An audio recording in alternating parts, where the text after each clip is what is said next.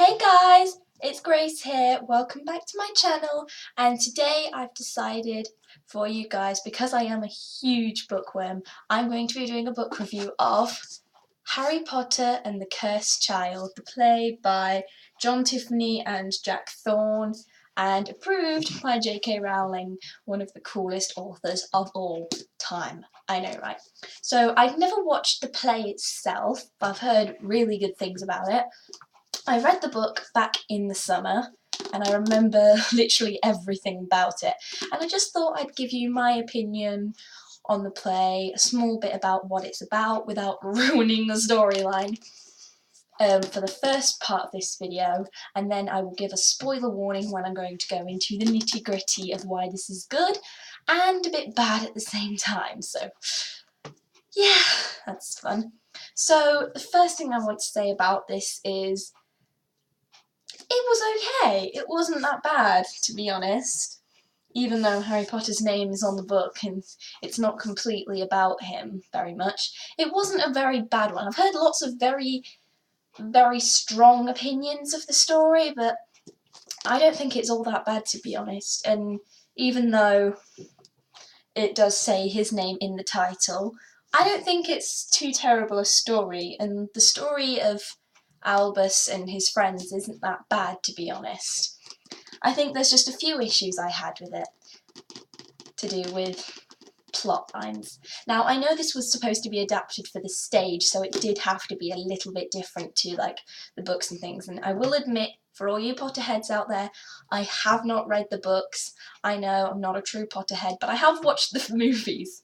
I did watch the movies. I hate Umbridge as well. I think Voldemort does need a nose, and I've seen all the weird memes and stuff. I am a Potterhead, even if I've not read the books. I want to though, I really do.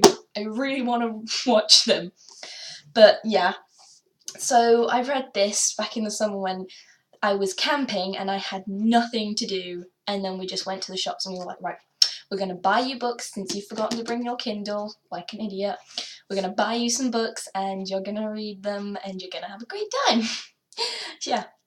Sorry if I keep looking down, my computer's down here and I'm just looking at myself in the camera. Yet again, not got an amazing camera, but we're making do. So, Harry Potter and the Cursed Child is the story set 19 years later, where Harry Potter's son, it's based on the end of Deathly Hallows Part 2. If you've not watched it, I'd suggest you go and watch Deathly Hallows, because Part 1 and Part 2 were really good. It's based on 19 years later, where Harry's son, Albus Severus Potter, is getting on the train to Hogwarts at 9 3/4 with his mum there, and Hermione and Ron with their little girl, Rose. I can't remember her full name, please leave me alone. It's Rose Granger, I believe. Rose Granger Weasley.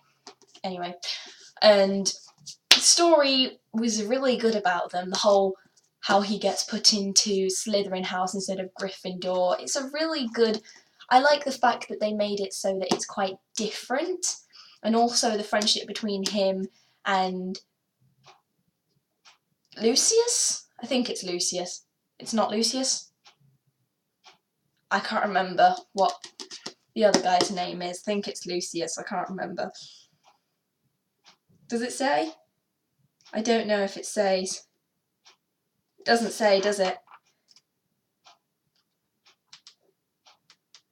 Doesn't say, does it? Scorpius, there we go! Lucius, that's his granddad. Scorpius and Albus, I've seen the fan fictions, it's really weird, but their friendship is really cool, and it's kind of what people imagined if Draco had been friends with Harry. The storyline about Harry is quite brief, but basically he works for the Ministry of Magic, and he's overworked, and he's not having any more adventures, which I thought was kind of like, even though his name's on the book, his name is on the book, this is what sold copies. This is what sold copies. They made it look like the next book in the Harry Potter series, because people wanted Harry Potter. And how Hermione is now the Ministry of Magic, and replaced Cornelius Fudge. And Ron runs the old Wizard Weasley's shop. Great one. Nice job there.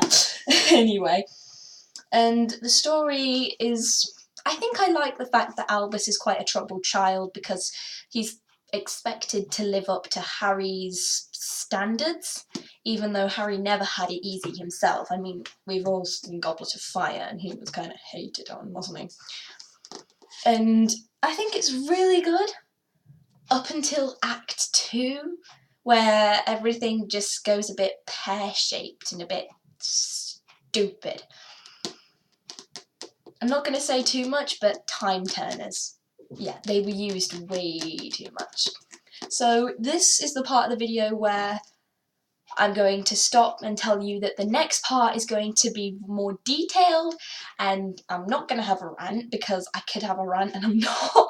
I promised myself I'm not going to have a rant with you, but I am going to tell you my honest opinion about plot devices that were used in the book thing.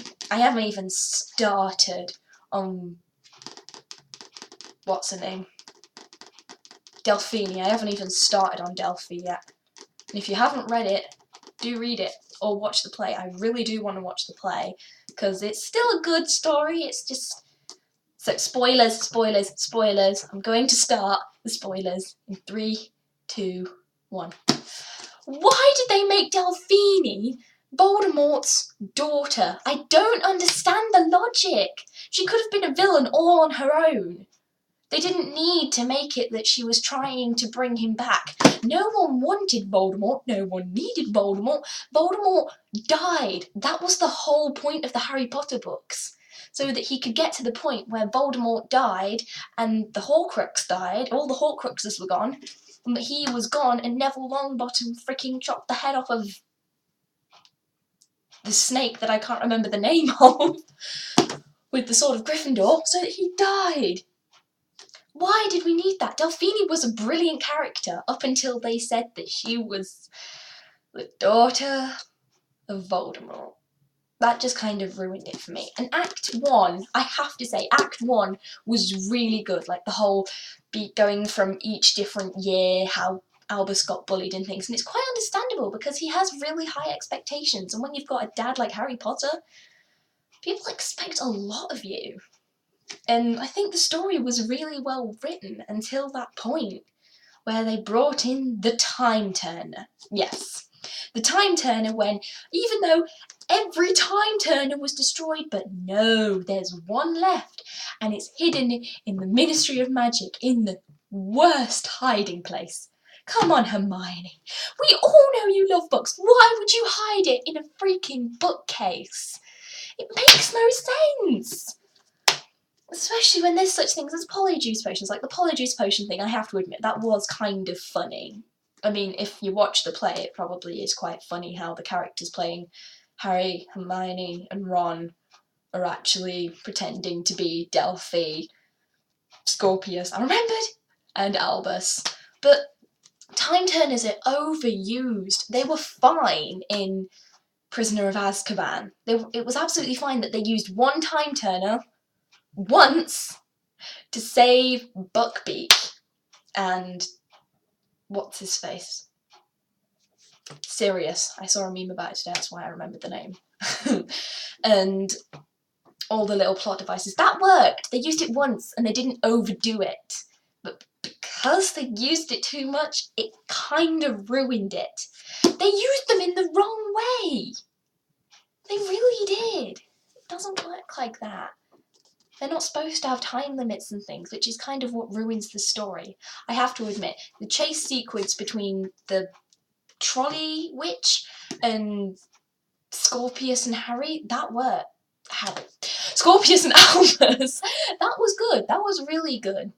But Delphini being Voldemort's daughter, produced by Voldemort and Bellatrix, I know, I hate, no, please no. Why? No. No. Please no. And the whole Time Turner thing. And then Draco comes along and goes, well, we've got a Time Turner as well. Really, Draco? I mean, I know you're the asshat of this, and you do have, like, a really cool family who had really expensive stuff. But did you have to? Really? Harry Potter and the Cursed Child got so much hype that I was really excited about reading it. The first time I saw the Time Turner, I was like, okay, they're just doing a reference to the original books and things, Time Turners and the movies, okay, a Time Turner, nothing's gonna come of it, but no, they used it too much. I'm not gonna say anything that I regret in this video, like any bad words, but it's a bad word plotline. It really is.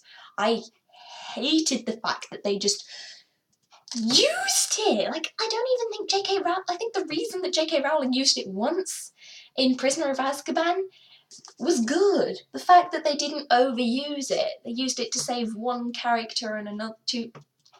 They used it to save two characters was absolutely fine. I was okay with that. But they overused it. The plot line where Ron married whatever her name was, Padme Patel, that was her name. And then, I mean, don't get me wrong, I think Hermione would be a really good Defense Against the Dark Arts teacher. She really would. But just, it ruined, like, the events of the books and the movies. And then they're like, oh, we'll fix everything and get it all back to normal and live happily ever after. Things would probably still be kind of broken if they got one eensy-weensy little thing wrong.